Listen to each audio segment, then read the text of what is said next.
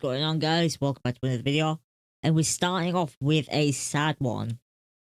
And that is that Ezra Blunt, one of the people who was trampled at Astroworld Festival, has sadly passed away. Which makes him the 10th victim of this. The 10th person to tragically pass away. And we get some bit more in-depth information, sort of what happened here.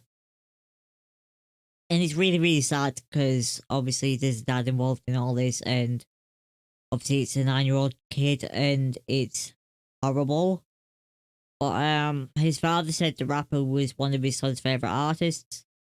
He was stalked, he was ready to go. From the McDonald's commercials to Fortnite, Ezra was already a big fan, his father said in an interview with ABC 13 earlier this week. They'd stayed toward the rear of the crowd in order to avoid rowdiness expected near the front of the stage. And everything was cool for a split second, Blunt said. And then all of a sudden the crowd quickly surged forward, forcing bodies together, suffocating Ezra and his father.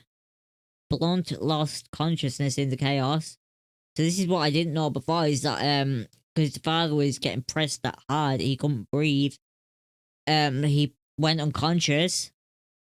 And he says that I'm yelling out, I can't breathe. There's other people around me saying they can't breathe.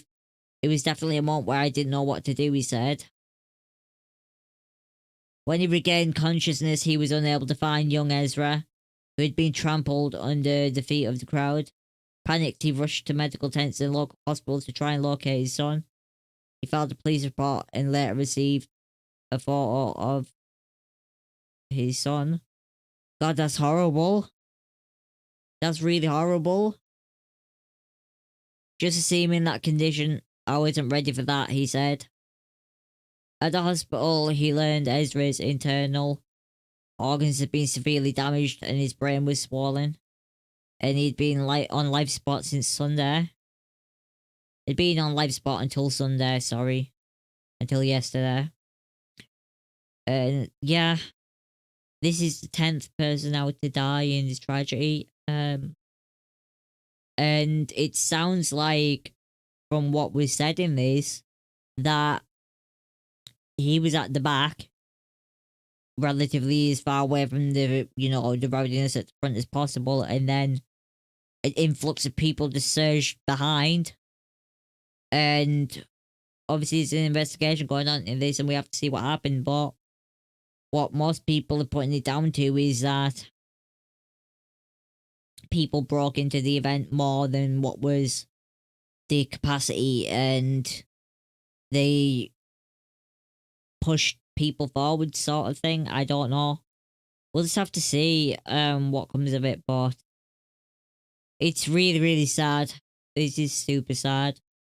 I'm sorry, guys. The next story is not any better at all. It really, really isn't. I'm gonna let you know what happens with more Astroworld stuff, obviously, when more stuff comes up. Let's move on to the next one, which is from ABC News. This is that children fall from building in Sweden. 1 dies and 2 adults are held in custody. Swedish police say they've arrested 2 adults under suspicion of murder after 2 children fell from a great height and 1 of them died.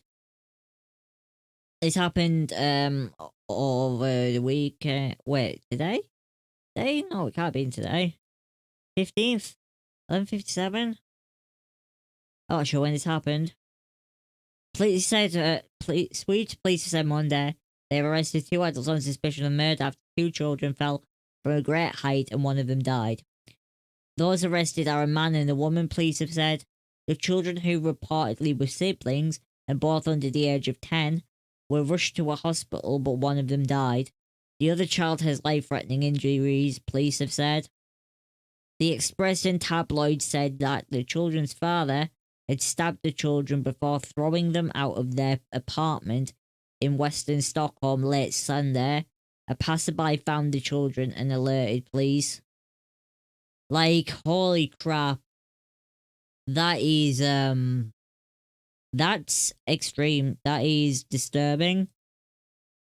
And I feel so sorry for those children.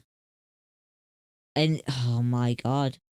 I mean, one of them died and the other one could have died as well. And, you know, they're still not out of the woods. They're still in critical condition. And why would you do something like that? It's just disgusting, disgusting, disgusting, despicable people. I really hope the other child makes it, though. I really, really do. And I hope they throw the book at them. But, that other kid, that's horrible. Horrible for both of them. It doesn't say whether these are the parents, but I'm presuming this is the parents.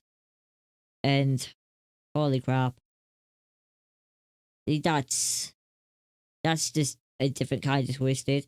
And it's not the only story that like this that we've heard like this that we've covered here. There's been other ones as well where stuff like this has happened. Holy crap. So moving on to NME. And this is a happy story. Red Notice scores biggest ever opening day for a Netflix film.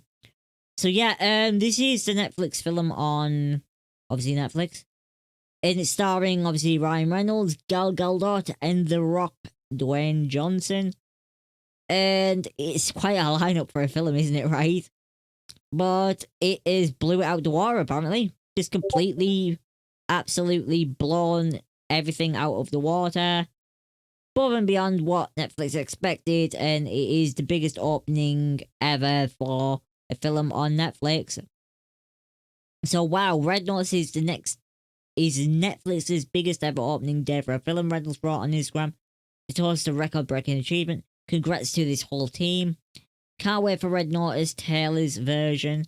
He jokingly added referencing Taylor Swift's new album Red, Taylor's version, which came out on the same day as the film.